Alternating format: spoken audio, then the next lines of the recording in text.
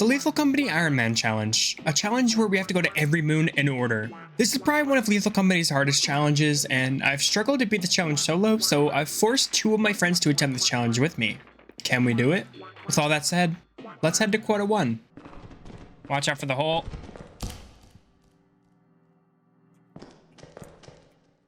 Alright, bro. Oh, there's that. Wait, how much are those things worth again? Like 100, but we'll get that last, because I don't know. Yeah, if there's monsters out, bro, it's all you. Quota 1 begins on Experimentation, the first moon in the game. This moon doesn't have many enemies, but the trade-off is it usually doesn't have that much loot either. We managed to bring most of the scrap outside without even running into anything because we're highly skilled employees of the company. Well, at least until it was time to bring this beehive. Normally beehives aren't too hard to deal with, but when I placed it on the railing, the bees aggroed on my friend Lincoln, who was still in the ship. That caused them to lose their hive and go rogue. Unfortunately for my other friend Dylan, he ended up crossing paths with them and got killed. With the bees far enough away, we managed to recover his body and leave Experimentation with $431 worth of scrap. Pretty solid for the first moon. The second moon is Assurance, the twin moon of Experimentation. With similar terrain and many of the same enemies inside, we started by heading through the fire exit and grabbing some scrap. Do we have a key? Do we have a key? Because well, we got locked in without a key, so instead we rotated back to the main entrance to keep looting. Inside the facility, I found a stop sign and an entire room full of loot. My hands were already full, so I dropped some items outside and went back in to deal with this hoarding bug. Hoarding bugs are usually pretty neutral, but they love stealing loot, so I took it out with the stop sign and went back to the locker room to grab even more scrap. Yeah, I just got 2 more things. By the time we were done, we had like 10 items piled up by the entrance, so we hauled everything back to the ship and decided to grab a few beehives we swatted outside. We managed to get a couple under the railing, but I died trying to get a third one, which is honestly kind of embarrassing considering I have almost 100 hours in the game. When Dylan started the ship, it turned out only one of my teammates actually picked up a hive from the railing. Good job, Lincoln. Still, $635 from Assurance is a pretty solid haul, and that puts us in a good pace so far.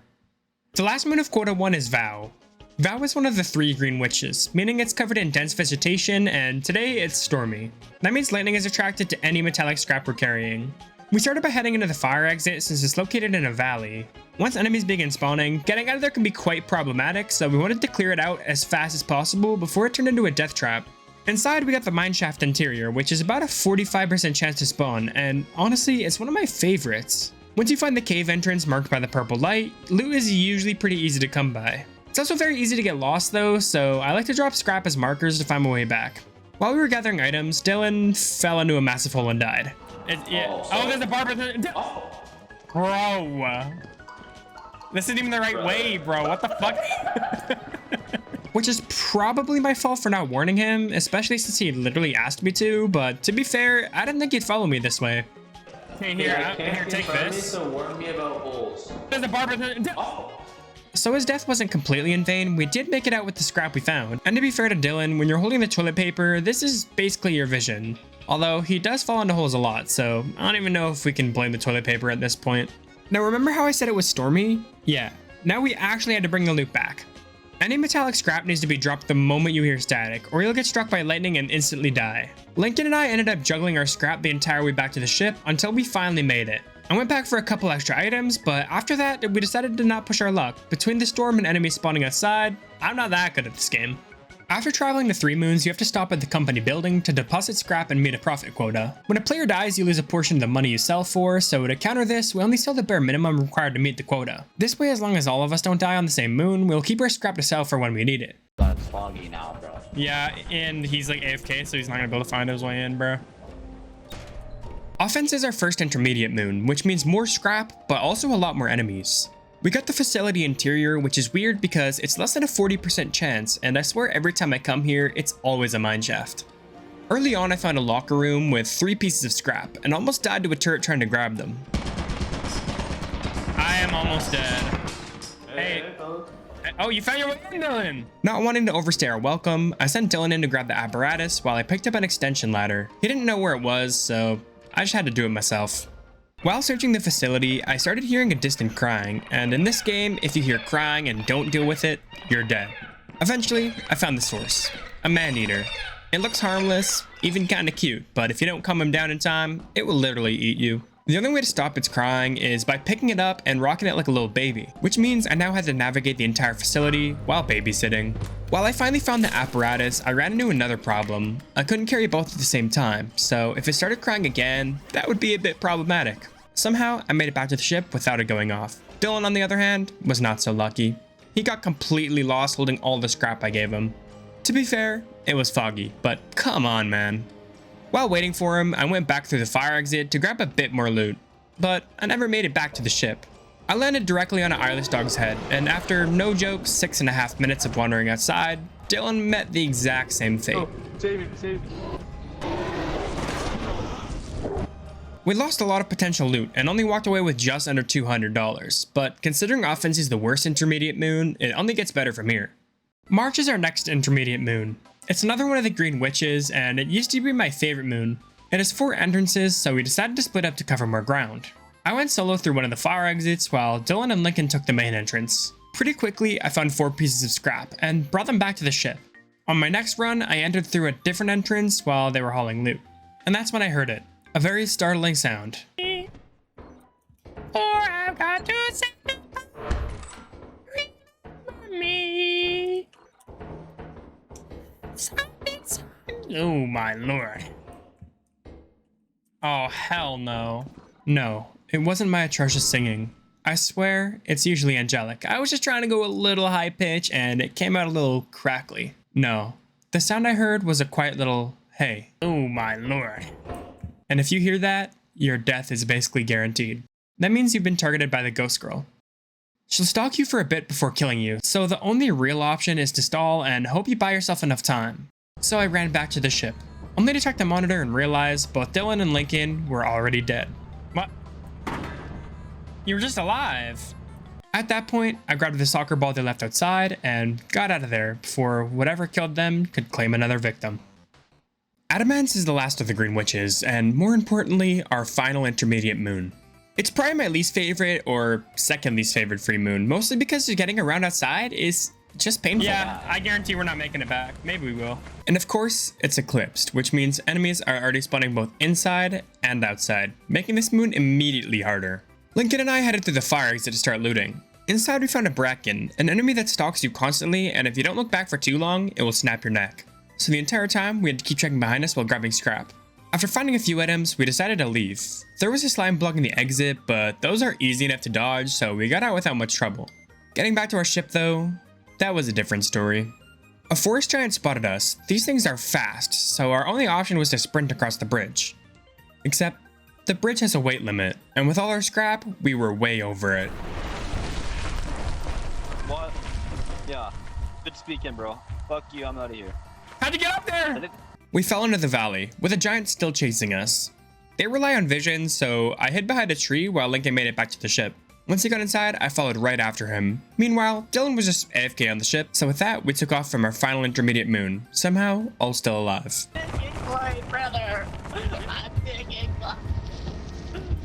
It's that time again to sell our scrap. This time we want to sell everything because the hard moons you have to buy with money, and we need to hit 3 in a row before selling again. That also means we need to be extremely cautious before dying, because dying loses money as well.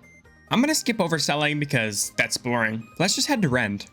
Also, Lincoln, since you last played, they completely reworked Dine, and it's fucking terrible now, so we'll probably get like no scrap on there, but Titan, we need a lot of fucking money, probably. Rend is our first hard moon. That means more monsters, but also a lot more loot. And with 3 people, we should be able to handle it.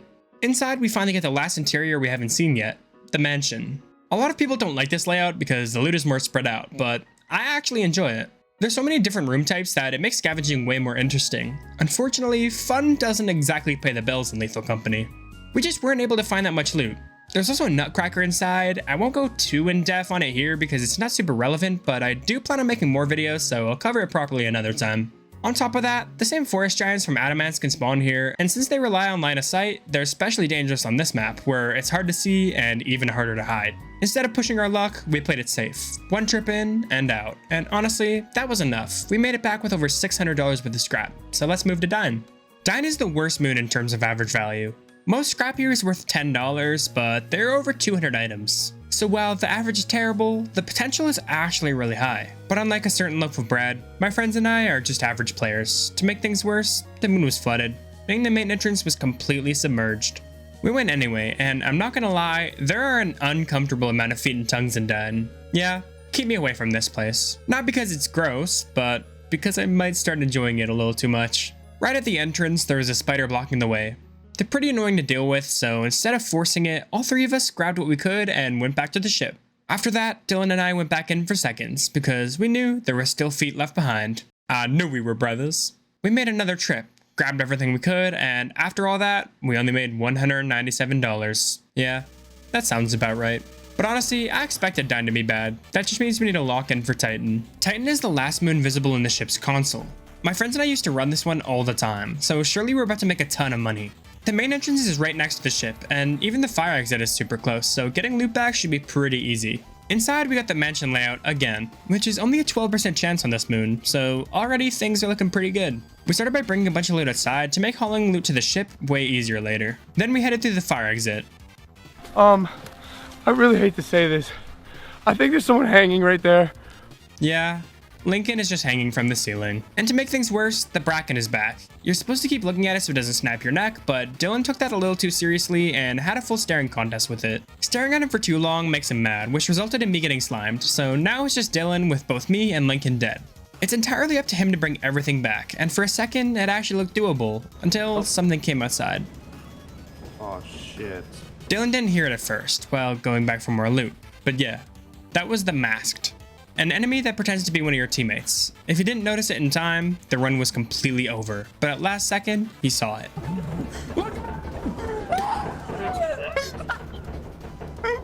Nice. We're back at the company, and this will be our final visit. We sell everything we have because we need at least $1650 to reach both Embion and Artifice, the last 2 moons in Lethal Company. After cashing in all our scrap, we end up with 1821, just enough, but there's a catch. If even one of us dies and we can't recover the body, we lose money, and with it, our chance to go to Artifice, a moon that costs $1,500. So from here on out, we can't afford any mistakes. Let's get in it. Embion, the worst moon in Lethal Company. This has the highest outdoor power level in the game. It's foggy, but if it wasn't, you'd probably see 20 old birds just idle around. And those things are insanely dangerous. The good news is, we don't actually need any scrap here. So instead of risking the run, we're just exploring since Dylan and Lincoln have never seen this moon before, and trust me, this place has ended multiple of my solo Ironman runs. There are robots everywhere, traps all over the ground, you have to watch every single step you take. What makes it even worse is the loot. It's basically the same as Experimentation, the first moon in the game, except Experimentation doesn't try to kill you every 5 seconds, so somehow it's better than this. When I was writing this script, I even checked the wiki for strategies on Embion, and it literally said go to a different moon. Yeah, that tells you everything you need to know. So since we already had enough money for Artifice, we didn't push our luck. Once the old birds wake up, this place becomes nearly impossible to survive, so we left early. Honestly, I'm pretty sure this moon only exists for lore, and if you're doing a challenge like this, it's completely terrible.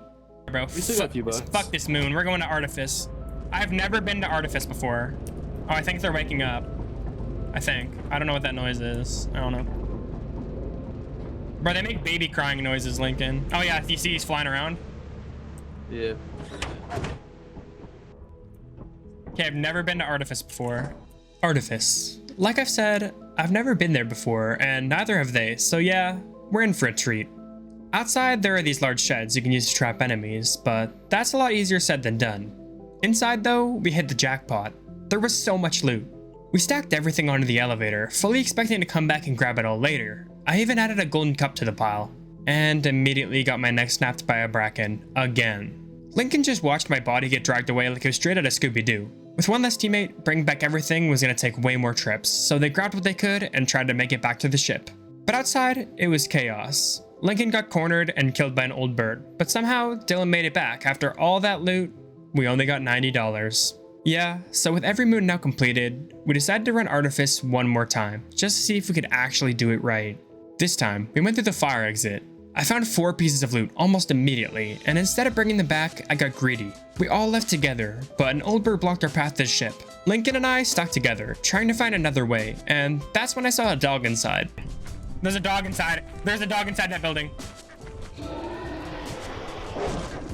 I started talking, thinking it was trapped. it wasn't.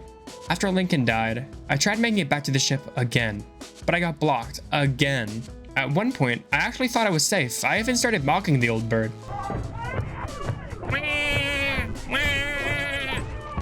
He opens doors? Yeah, I was not safe. Meanwhile, somehow again, Dylan made it out. This guy might actually be Houdini, but even then, he only brought back $58. And with that, we couldn't meet the quota, so we were terminated from the company. Dylan, you're fat. Crushed me. It pushed me under the map. What the fuck is Dylan what is Gabe doing? Yeah, if you're looking at Gabe, he's currently been driving up a mountain for like 10 minutes. If you want me to try this challenge again in the new update, let me know in the comments, and if a solo version where I break down the full strategy sounds interesting, tell me that too. Hope you enjoyed the video, and if you did, feel free to leave a like, or a dislike if you didn't, I guess. See ya!